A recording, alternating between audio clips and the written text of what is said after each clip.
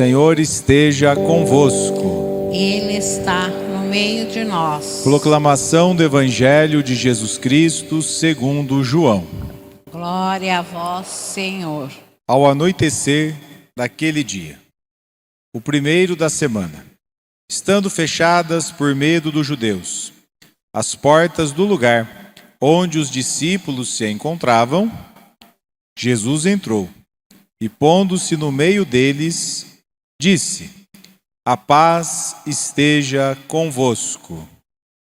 Depois dessas palavras, mostrou-lhe as mãos e o lado, e então os discípulos se alegraram por verem o Senhor. Novamente Jesus disse: a paz esteja convosco. Como o Pai me enviou, também eu vos envio. Depois de ter dito isso, soprou sobre eles e disse: recebei o Espírito Santo. A quem perdoardes os pecados, eles lhes serão perdoados. A quem não os perdoardes, eles serão retidos. Palavra da salvação. Glória a vós, Senhor. Muitas vezes nós temos dificuldades de falar sobre o Espírito Santo, porque, como eu dizia, nós criamos um Cristo da nossa cabeça, botamos ele no centro e não deixamos ele nos comunicar o amor do Pai e a força do seu Espírito Santo. Por isso que, quando nós olhamos para a Trindade e compreendemos como ela se revela, como ela se mostra, como ela se manifesta, nós vamos entendendo mais como o Espírito Santo hoje é aquele que dá significado e sentido, apontamento para onde nós precisamos continuar caminhando com a Trindade. Pai tão amoroso resolveu criar. E criando o mundo do ser humano, ele resolveu estar dentro dele através do seu Filho. Mas a força que movia o coração do Pai e do Filho diante da rejeição do ser humano para o amor foi tão forte que, ressuscitado, ele soprou o Espírito Santo. E continua soprando até hoje. Só que, como nós muitas vezes tiramos a Trindade do centro e colocamos a visão que nós queremos no lugar, nós corremos o risco de pôr obstáculos para a ação do Espírito Santo. Poderíamos falar muita coisa sobre o Espírito Santo hoje aqui. Mas eu gostaria hoje de pensarmos que esse Espírito Santo que nós cantamos na sequência, ele é Pai dos pobres, ele cura os enfermos, ele consola os tristes, ele anima a vida da igreja, ele provoca por uma caminhada nova, ele é livre, ele reúne.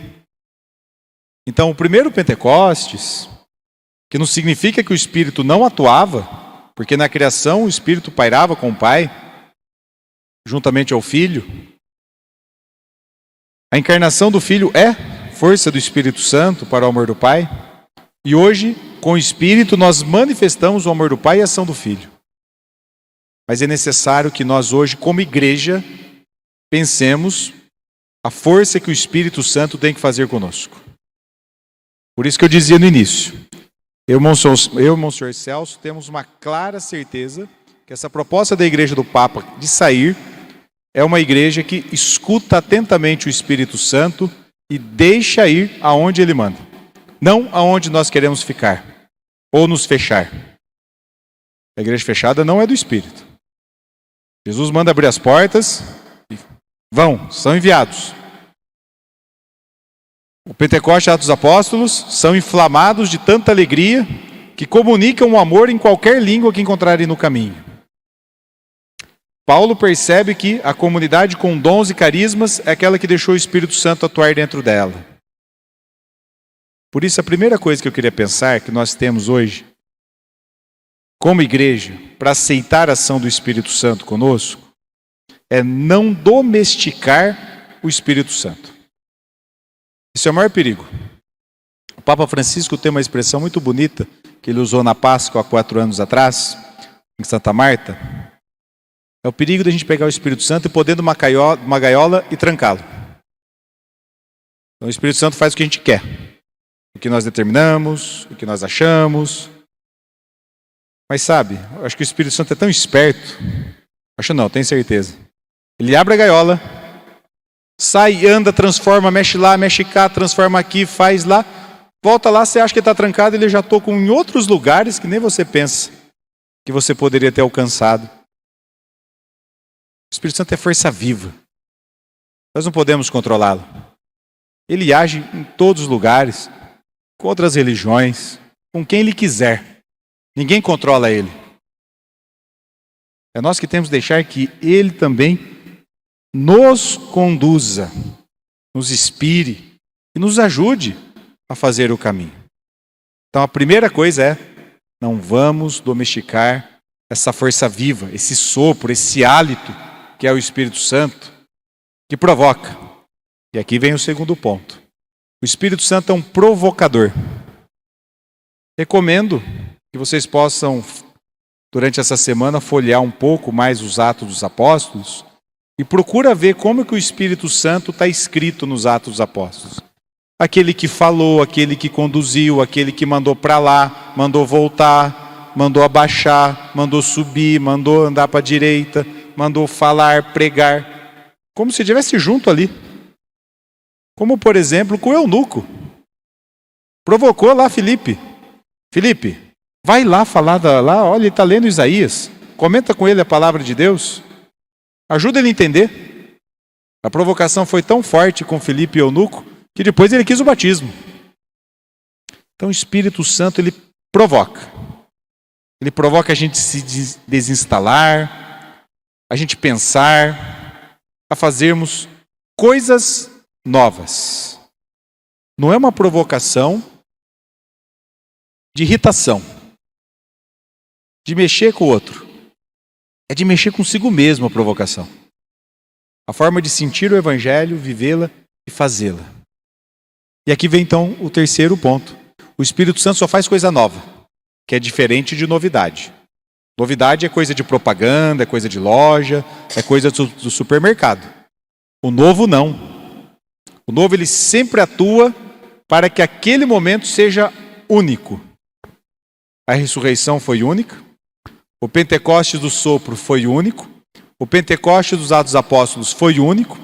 O Pentecostes com Filipe e eunuco foi único. O Pentecostes com o Papa Francisco é único. O Pentecostes com você é único. E o Pentecostes com a comunidade é único. E amanhã continuaremos outro Pentecostes. Mais um Pentecostes. Mas aqui tem uma máxima para entender o novo do Pentecostes do Espírito. Não é o espírito mal que são nossas vontades. Eu quero e tem que ser assim. Eu acho, eu determino. Não. Por isso que o Espírito Santo, que faz o novo, ele reúne. Aí nós ouvimos o Evangelho, sabemos qual é a mensagem de Jesus e vamos, não domesticando o Espírito e provocado por eles, praticar aquela letra ensinada por Jesus no Evangelho a fazer agora. A maneira é a mesma, mas os personagens são outros. O local é outro. O desafio é outro.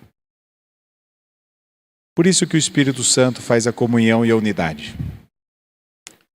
Na vigília à noite de sexta-feira, com vocês do Crisma, a Milka deu um testemunho após a segunda leitura da vigília. A Milka é de outra denominação cristã. Mas nós estamos unidos porque fazemos a mesma ação de Jesus nas ruas. Como o pai dos pobres pediu.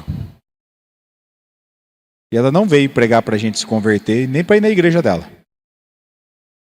Apenas convidamos para rezar conosco a mesma proposta. A unidade dos cristãos é possível, desde que nós façamos a ação do Espírito, provocados por Ele, e esse novo, juntos.